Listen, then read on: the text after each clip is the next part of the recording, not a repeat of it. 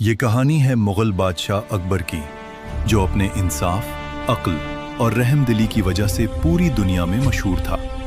اس کا دربار انصاف کا گھر سمجھا جاتا تھا۔ اکبر بادشاہ نہ صرف ایک طاقتور حکمران تھا، بلکہ ایک سمجھدار اور رحم دل انسان بھی تھا۔ وہ ہمیشہ سچ اور انصاف کا ساتھ دیتا تھا۔ ایک دن ایک غریب کسان دربار میں آیا۔ اس کی آنکھوں میں آنسو تھے اور دل میں درد۔ اس نے فریاد کی کہ ایک امیر شخص نے اس کی زمین چھین لی ہے۔ اکبر بادشاہ نے دونوں کی بات غور سے سنی اور کہا، بادشاہی طاقت کا مطلب یہ ظلم نہیں بلکہ انصاف ہے۔ تحقیقات کے بعد سچ سامنے آیا اور بادشاہ نے کسان کو اس کا حق واپس دلوا دیا۔ ظلم کرنے والے کو سزا ملی۔